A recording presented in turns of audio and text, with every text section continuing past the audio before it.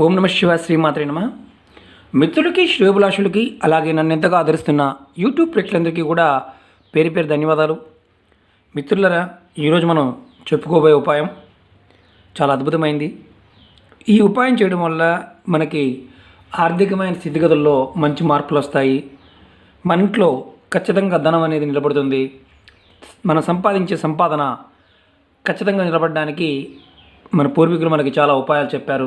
ఈరోజు ఆ ఉపాయంలో ఒక మంచి అద్భుతమైన ఉపాయాన్ని, డబ్బులు ఖర్చు కాకుండా మనం చేసుకోగలిగే ఉపాయాన్ని ఈరోజు తెలుసుకుందాం. చాలామంది మిత్రులు మెయిల్స్లోనూ, కామెంట్స్లోనూ, అలాగే రెగ్యులర్గా అడుగుతున్న విషయం ఏంటంటే, తక్కువ డబ్బులతో మనం చేసుకోగలిగేవి ఏదైనా ఉపాయాలు మాత్రం చెప్పండి, ఖర్చుకు ఎక్కువగా ఉండే ఉపాయాలు చెప్పమాకండి, మేము చేసుకోలేము అని చాలామంది మిత్రులు అడుగుతున్నారు. అలాగే ఆర్థికమైన స్థిరత్వము, అలాగే అదృష్టం కలిసి రావటం, మన ఇంట్లో ధనానికి లోటు లేకుండా ఉండటం, ఇలాంటివి జరగాలంటే మనం ఇలాంటి ఉపాయాలని ఆచరించుకోవాలి. ఇది ఖర్చుతో కూడుకున్నది కాదు. ఈ ఉపాయానికి కావలసినవి పాలు, ఎర్రటి క్లాతు, అలాగే కొత్త చిల్లరు. ఏ రోజు చేయాలి, ఎప్పుడు చేయాలి, ఏ విధంగా చేయాలి మీకు వివరిస్తాను. మిత్రులరా, మీకు ఈ వీడియో నచ్చినట్టు లైక్ చేయండి, నా ఛానల్ని సబ్స్క్రైబ్ చేసుకోండి, గంట సింబల్ని యాక్టివేట్ చేసుకోండి, 10 మంది మిత్రులకు షేర్ చేయండి. మనం ఈరోజు చెప్పుకోబోయే ఉపాయం చాలా అద్భుతమైంది. మేము రోజు పూజ చేస్తున్నామండి, ఎన్ని ఉపాయాలు చేశామండి, అయినా ఎటువంటి ఫలితం ఉండటం లేదు. ధనానికి చాలా ఇబ్బంది అవుతుంది. అలాగే ఆర్థిక సమస్యలు చాలా ఎదుర్కొంటున్నాం. ఇలాంటి సమస్యల నుంచి బయటపడడానికి ఈ ఉపాయం చాలా అద్భుతంగా పనిచేస్తుంది. ఈ ఉపాయం చేయడం వల్ల లక్ష్మీదేవి మన ఇంటికి ఆకర్షింపబడుతుంది. ఏ ఇంట్లో అయితే లక్ష్మీదేవి కృప ఉంటుందో వారికి ధనానికి ఎటువంటి లోటు ఉండదు. ఏం చేయాలో చెప్తాను. ఈ ఉపాయం ఏ రోజు చేయాలంటే శుక్రవారం నాడు చేసుకుంటే చాలా మంచిది, మంచి ఫలితాలు వస్తాయి. ఈ ఉపాయం కంటిన్యూ చేసుకోవచ్చా, ఎలా చేయాలో కూడా చెప్తాను. ఈ ఉపాయాన్ని ఆడవారైనా మగవారైనా ఎవరైనా చేసుకోవచ్చు. ఉదయాన్నే స్నానం చేసిన తర్వాత మీరు మీ పూజా మందిరంలోకి వెళ్ళండి. ముందు మీరు కొత్త రెడ్ క్లాత్ని కొనుక్కొచ్చుకోండి. దాన్ని ఇలా చిన్నవి 3 ముక్కలు చేసుకోండి. 1, 2, 3 ఇలా 3 ముక్కలు చేసుకోండి. చిన్న ముక్కలు చేసుకోండి. చేసుకున్న తర్వాత ఈ ముక్కల్ని తర్వాత మీకు రూపాయి కాయిన్స్ కానీ, 2 రూపాయల కాయిన్స్ కానీ, 5 రూపాయలు కానీ, లేదంటే 10 రూపాయల కాయిన్స్ కానీ, ఏదైనా సరే 3 కాయిన్స్ తీసుకోండి. ఏదైనా ఒక్కొక్క 3 కాయిన్స్ అన్నమాట. రూపాయి కానీ, 2 రూపాయలు కానీ, 5 రూపాయలు కానీ, 10 రూపాయల కాయిన్ అయినా పర్వాలేదు, 3 కాయిన్స్ తీసుకోండి. తీసుకున్న తర్వాత మీరు కొంచెం ఆవు పాలు కానీ, గేదె పాలు కానీ, ఈ ఉపాయానికి ఏ పాలైనా పర్వాలేదు, ఆవు పాలు కానీ గేదె పాలైనా పర్వాలేదు, కొంచెం పాలు తీసుకోండి. ఇలా తీసుకోండి. తీసుకున్న తర్వాత దాంట్లో ఏదైతే మనం రెడ్ క్లాత్ని కట్ చేసాం కదా, వీటిని ఆవు పాలల్లో చక్కగా నానబెట్టండి. ఎందుకంటే చాలామంది మిత్రులు అంటుంటారు, మేము ఎలా చేయాలో చెప్పండి, మాకు అర్థం కావడం లేదు, చేసి చూపించండి, మీరు చేసి చూపిస్తే మాకు ఈజీగా అర్థమవుద్ది అని అడుగుతూ ఉంటారు. ఇలా నానబెట్టండి. మీరు మీ పూజా మందిరంలో ముందు అమ్మవారికి, లక్ష్మీ అమ్మవారికి దీపారాధన చేసి, తర్వాత ధూపదీప నైవేద్యాలు సమర్పించి, ఇలా పాలల్లో ఈ ఎర్రటి గ్లాస్ నానబెట్టి అమ్మవారికి ధూపం, దీపం, నైవేద్యం సమర్పించిన తర్వాత మీరు ఇది యాస్టీజ్గా తీసుకొని అమ్మవారి పట్టం ముందు పెట్టండి. మీ ఇంట్లో లక్ష్మీ అమ్మవారి పట్టం లేదనుకోండి, లక్ష్మీ అమ్మవారి పట్టం లేదండి మా ఇంట్లో అంటే మీ ఇష్టదేవ పట్టం ఉంటే అక్కడ పెట్టండి. కానీ ఈ ఉపాయాన్ని లక్ష్మీ అమ్మవారి పట్టం ముందు చేస్తే చాలా అద్భుతమైన ఫలితాలు వస్తాయి. పెట్టిన తర్వాత మీరు ఈ రెడ్ క్లాత్ని తీయండి బయటికి.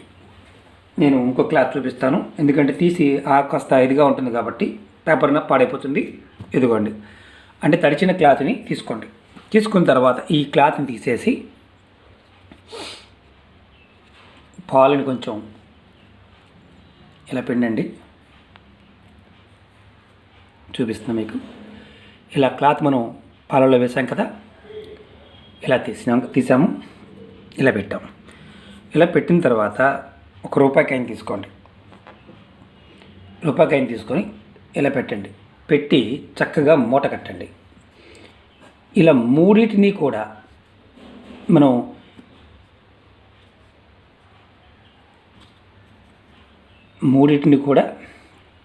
చూడండి,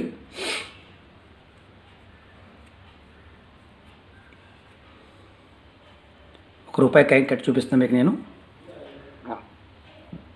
ఇలా కట్టండి. అలా మూడింటిని కూడా ఇప్పుడు ఈ మూడు కూడా తీసి చూపిస్తాను. మళ్ళీ మనకు అనుమానాలు ఎక్కువ వస్తాయి. చూడండి, పాలు కొంచెం ఇలా డ్రై చేయండి, పిండండి. పిండిన తర్వాత మూడిట్లో 3 క్లాతుల్లోనూ రూపాయి కాయిన్స్ పెట్టి, రూపాయి కాయిన్ అయినా పర్వాలేదు, 2 రూపాయలైనా పర్వాలేదు, 5 రూపాయలైనా పర్వాలేదు, 10 రూపాయలకైనా పర్వాలేదు.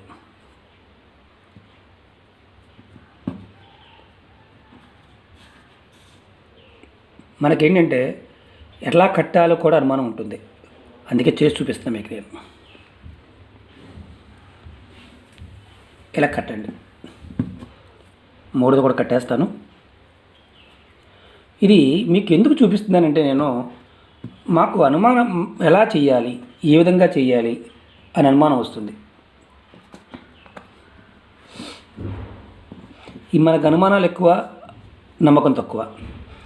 ఎందుకంటే ఇవన్నీ కూడా మన పూర్వీకులు మనకి చాలా అద్భుతంగా, అంటే ఆ రోజుల్లో కాసులు కట్టేవారు, చిన్న చిన్న కాసులు కట్టేవారు. ఇప్పుడు 1, 2, 3 ఈ క్లాత్ తీసేస్తాను. 3 ఇప్పుడు 3 కట్టుకున్నాం. మనం ఏం చేయాలంటే ఈ రూపాయి కాయిన్స్ కానీ వీటికి గణపతిని, విఘ్నేశ్వరుని మనసులో తలుచుకొని చక్కగా మనం వీటికి ధూపం చూపించాలి. సాంబ్రాణి బదులు ధూపం చూపించాలి. ధూపం చూపించిన తర్వాత గణపతిని తలుచుకోవాలి కంపల్సరీగా. ఓం గణాధిపతియే నమః, ఓం విఘ్నరాజాయ నమః, మీ ఇష్టం.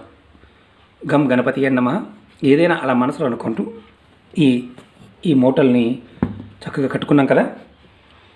మనం అమ్మవారికి ధూపం, దీపం, నైవేద్యానికి పెద్దగా మనం పలహారాలు పెద్దగా సమర్పించాల్సింది ఏమీ లేదు. వీలైతే ఒక బెల్లం ముక్క నైవేద్యం పెట్టండి. ఇలా చేసి నమస్కారం చేసుకొని మనం చేయాల్సింది ఏంటంటే, అమ్మ మనసులో అనుకోవాలి, అమ్మ మాకు ధనానికి ఎప్పుడు ఆటంకాలు, లోటు లేకుండా కాపాడు తల్లి. అలాగే ధనానికి సంబంధించిన సమస్యలు ఉంటే తొలగిపోయి ధనం వచ్చే మార్గం చూపించు తల్లి. మా ఇంట్లో ఉన్న కుటుంబ సభ్యులందరికీ కూడా ఆయుర ఆరోగ్యాలు ప్రసాదించు తల్లి అని మనసులో కోరుకుంటూ దీవించు తల్లిని కోరుకోండి. ఆ తర్వాత అమ్మవారి ముందు పెట్టిన ఈ 3 మూటల్ని కూడా ఒక మూటగా కట్టాలి.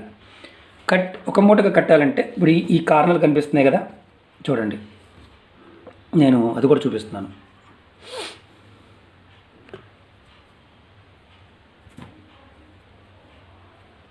ఏం లేదు, జస్ట్ ఇలా ముడివేయటమే. ముడివేసేసి కొంచెం పెద్ద క్లాత్ తీసుకోండి. నేను వీడియో చూపించడానికి చిన్న క్లాత్ తీసుకున్నాను. ఇప్పుడు ఇది కూడా తీసుకోండి. ఇది కూడా చక్కగా ముడివేయండి.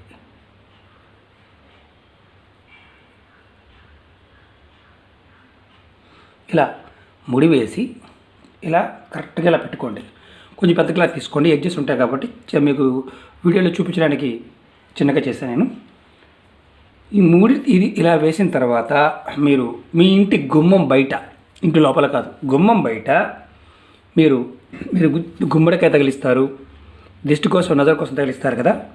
అలా కాకుండా గుమ్మం బయట మీకు ఇంట్లోకి వచ్చేటప్పుడు మీ కుడి చేతి పక్కకి, ఇది కుడి చేయి అనుకోండి, ఇటు పక్కకి మీరు ఇంట్లోకి వచ్చేటప్పుడు కుడి చేతి పక్కన మీ గోడకి మేకు కానీ ఏదన్నా ఉంటే దాన్ని తగిలించండి. గుమ్మం పైన కాదు, అంటే డైరెక్ట్గా గుమ్మానికి పైన కాకుండా కుడి చేతి పక్కకి, మీ ఇంట్లోకి వెళ్ళేటప్పుడు కుడి చేతి పక్కకి ఇది యాస్టీజ్గా పైన ఇలా పెట్టి కట్టేసేయండి. గురువుగారు దీన్ని యాస్టీస్గా కట్టమన్నారు, బాగానే ఉంది. ఇది ఎప్పుడు మార్చుకోవాలి, ఏ రోజు మార్చుకోవాలి మళ్ళీ ఒక అనుమానం వస్తుంది. ఇది గోడకి కట్టిన తర్వాత, తగిలించిన తర్వాత, ఒకవేళ మనకి గోడకి మేకులు కొట్టే అవకాశం లేదండి, మాకు పక్కనే కిటికీ ఉందండి, దాన్ని కట్టుకోవచ్చా? కట్టుకోవచ్చు, కిటికీ కూడా కట్టుకోవచ్చు. కానీ ఇది రోజు కదపకూడదు.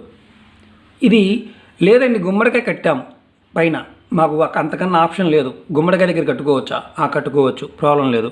కానీ అది ఎటు కట్టినా కానీ మీరు వెళ్తున్నప్పుడు, మీరు గుమ్మడికాయ కింద నుంచి వెళ్తున్నారు అనుకోండి, మీ కుడి చేతి వైపు మాత్రమే ఉండాలి, ఎడం చేతి వైపు ఉండకూడదు. ఇంటిలోకి వెళ్ళేటప్పుడు కుడివైపు, అంటే మీరు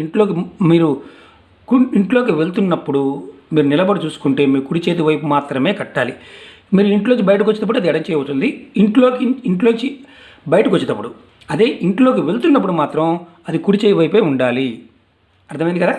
అది ఎలాంటి ద్వారం ఉన్న, దక్షిణ ద్వారమైనా పర్వాలేదు, పడమర ద్వారమైనా పర్వాలేదు, తూర్పు ద్వారమైనా పర్వాలేదు, అలాగే ఉత్తర ద్వారమైనా పర్వాలేదు, మీరు ఇంటిలోకి వెళ్ళేటప్పుడు కుడి చేతి వైపు మాత్రమే కట్టాలి. ఇలా చేయటం వల్ల మీకు ధనం అనేది వర్షంలా వస్తుందని శాస్త్రం చెప్తుంది. ఇది చాలా తేలికైన ఉపాయం. కానీ ఏంటంటే ఇది ఎప్పుడు మార్చుకోవాలి? మీరు ఒక శుక్రవారం నాడు చేస్తే మళ్ళీ మీరు ఒక సంవత్సరం తర్వాత మళ్ళీ గురువారం నాడు, అంటే ఒక గురువారం నాడు సాయంత్రం తీసివేసి మళ్ళీ శుక్రవారం ఉదయాన్నే మళ్ళీ కట్టుకోవచ్చు. ఇది రోజు మార్చుకోవచ్చా అని అడిగే వాళ్ళు కూడా ఉంటారు. రోజు మార్చుకునేది మాత్రం కాదు.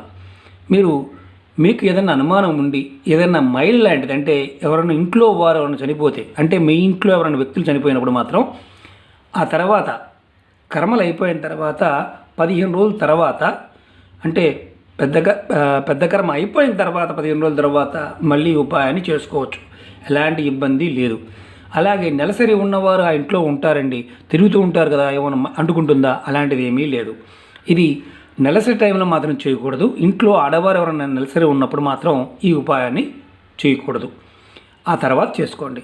ఇది చేయటం వల్ల, ఎందుకంటే ఈ ఉపాయం వల్ల ఏంటి లాభం?